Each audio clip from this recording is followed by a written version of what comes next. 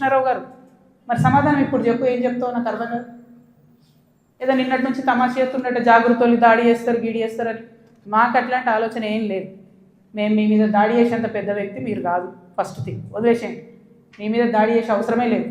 మీ ఎన్నుకో గుంటనక్క ఉంది చూసినావా, వాళ్ళని మాత్రం వదిలిపెట్టండి. ఆ గుంటనక్కకి చెప్తున్నాయి ఇప్పుడు ఇనమను. ఆ గుంటనక్క ఇంటుంటాడు ప్రెస్ మీట్, నాకు తెలుసు. సియాట్ ల్యాండ్స్ ఉండే, దాన్ని తర్వాత ఏం చేసిండ్రు, సెయింట్ గోబెన్ అనే కంపెనీకి ఇచ్చిర్రు 70 ఎకరాలు. దాని తర్వాత ఏం చేసిర్రు, ఈ గుంటనక్క రికమెండ్ చేస్తే మన BRS government favourite builder Vasavi ఉన్నాడు కదా, ఆ వాసవి బిల్డర్కే ఇచ్చిర్రు. అయితే ఒక అధికారి దానిలో చాలా కీలక పాత్ర. ఆ అధికారి ఇప్పుడు ఈ గవర్నమెంట్లో కూడా కీలకంగా ఉన్నాడు.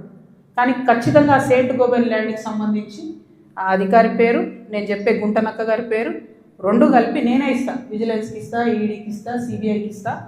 ఇక చూసుకోరు, ఏం చేసుకుంటారో వేసుకో. నేను మీలాగా ఫాల్తు అలిగేషన్స్ చేయను. నా భర్త ప్రైవేట్ ల్యాండ్లో వ్యాపారం చేసిండు. ఏ రియల్ ఎస్టేట్లో ఉన్న వ్యక్తి అయినా చేస్తాడు. మేమెన్నడూ ప్రభుత్వ భూమి జోలికి పోలేదు. ప్రభుత్వానికి ప్రజలకు నష్టమయ్యే ₹1 పని కూడా మేము చేయలేదు.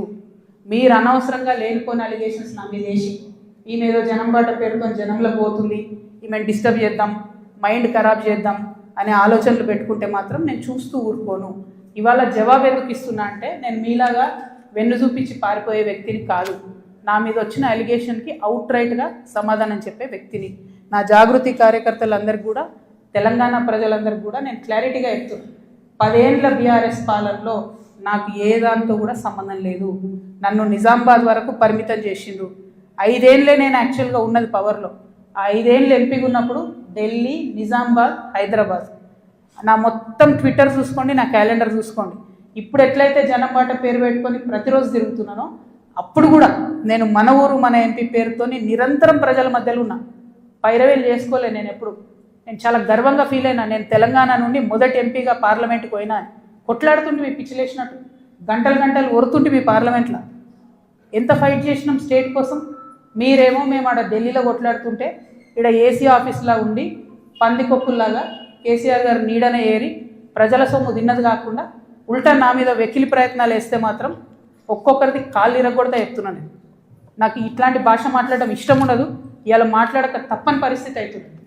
లేనిపోని అంటగట్టకండి. 10 ఏళ్లలో ఎన్నడూ ఎవరు గవర్నమెంట్లో నా భర్త పేరు వినలేదు. ఇవాళ మీరు ఆయన మీద అలిగేషన్ చేస్తున్నారు. ఆయన ఫోన్ ట్యాప్ చేస్తారు.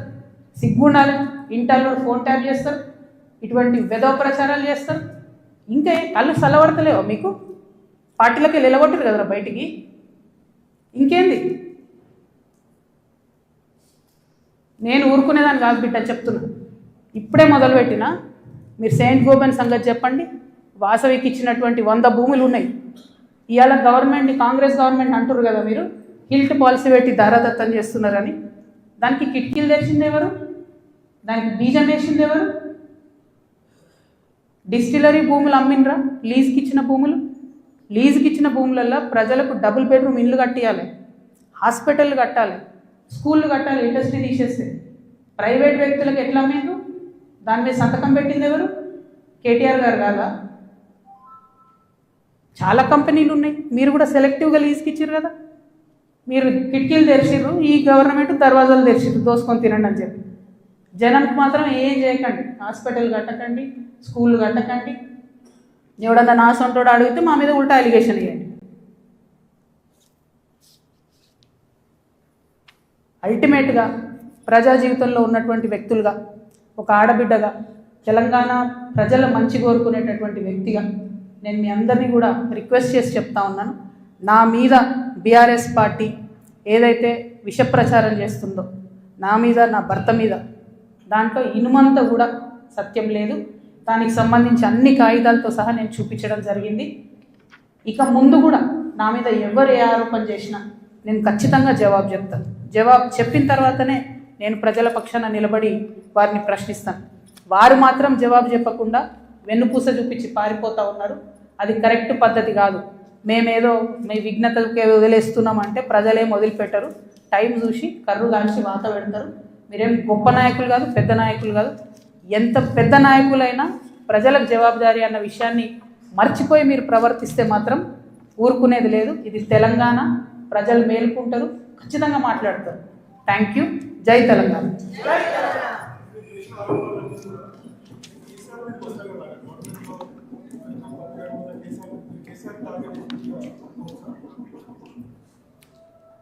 చూడు బ్రదర్, చాలా మిస్టేక్స్ జరిగినాయి బీఆర్ఎస్ గవర్నమెంట్లో.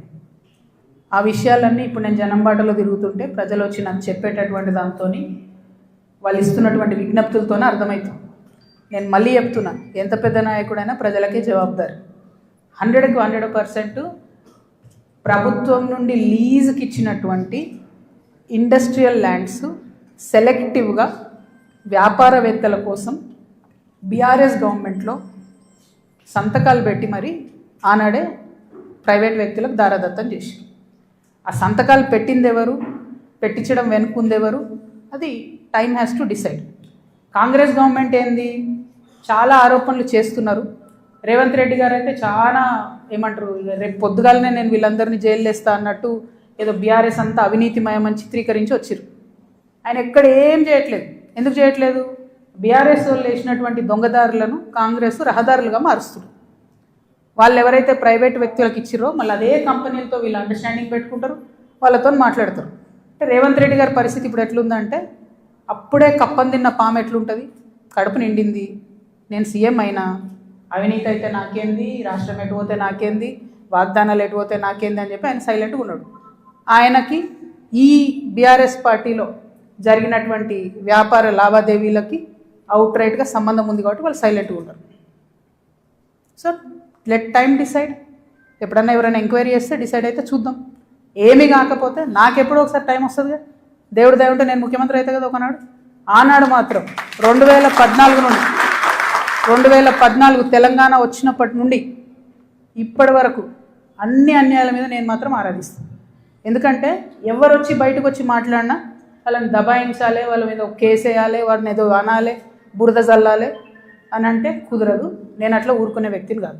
నేను తప్పు చేస్తే నేను క్షమాపణ అడుగుతాను. నేను కోరిన క్షమాపణ జనం బాటలో ముందుకెళ్ళినప్పుడు. ఎందుకు కోరిన క్షమాపణ? నేను అదే గవర్నమెంట్లో ఉండి అమరవీరుల కుటుంబాల కోసం గట్టి కొట్లాడాల్సిందే అని నాకు మనసుకు అనిపించింది కాబట్టి నేను క్షమాపణ అడిగిన. ఉద్యమకారులను కేవలం నా ప్రాంతంలో చూసుకున్నా కానీ వేరే దగ్గర చూసుకోలేకపోయినా అనే ఉద్దేశంతో క్షమాపణ కోరిన. అట్లే చెప్తున్నా, నేను తప్పు చేస్తే ప్రజలకే చెప్తారే తప్పు చేసినారా భయ్ సారీ అని. నేను తప్పు చేయలే, అందుకే ధైర్యంగా చెప్తాను నేను తప్పు చేయలే. అయినా సరే నా మీద ఏదో బుర్ర చల్లాలి అంటే ఊరుకోను. భగవంతుడు నాకు అవకాశం ఇచ్చినప్పుడు మాత్రం అన్ని బండారాలు కూడా బయటికి తీస్తాను. నేనేదో టార్గెట్ చేసిన భయ్, ఇప్పుడు నేను నిన్ను కొడితే నువ్వు నన్ను కొట్టావు చెప్పు. వాళ్ళు నన్ను టార్గెట్ చేస్తే నేనేం చేయాలి మరి? నేను ఊరుకోవాలను? నేనైతే గాంధీ తాతను కాదు, నేను అస్సలే మంచిదని కాదు నేను చెప్తున్నాను. నేను కేసీఆర్ గారు అంతా ఓపిక నాకు లేదు, అస్సలే మంచిదని కాదు. నేను ఊరుకోను. నన్ను కొడితే 2 కొడతా ఉల్టా. ఎందుకంటే నా తప్పు లేకుండా కొడుతున్నారు, నా తప్పు లేకుండా మాట్లాడుతున్నారు. అది కరెక్ట్ కాదు కదా. ఏం రోగం చెప్పు? నేను ఏమంటున్నా? నేను జనంలో పోతున్నా, పిచ్చి లేచినట్టు పొద్దు నుండి రాత్రి వరకు ఎందుకు తిరుగుతున్నా నేను? ఐ వాంట్ టు అండర్స్టాండ్ ఏం జరిగింది. 10 ఏళ్ళు బీఆర్ఎస్లో, 2 ఏళ్ళు కాంగ్రెస్లో ఏం జరగలే. నిన్న పోయినాం, ఆ నల్ల నీళ్ళు అది ఎంత బాధ అనిపించింది చూస్తే.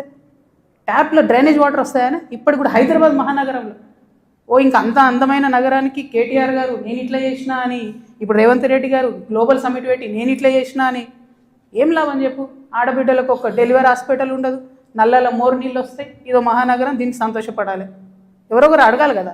అడిగితే కేసులు, అడిగితే లొల్లి, ఇంతే. ఏం భయపడేదాన్ని కాదు నేను. ముందుకే పోతా, వెనుకకైతే పోయేది లేదు. వస్తే లొల్లు ఎందుకుంటుండే?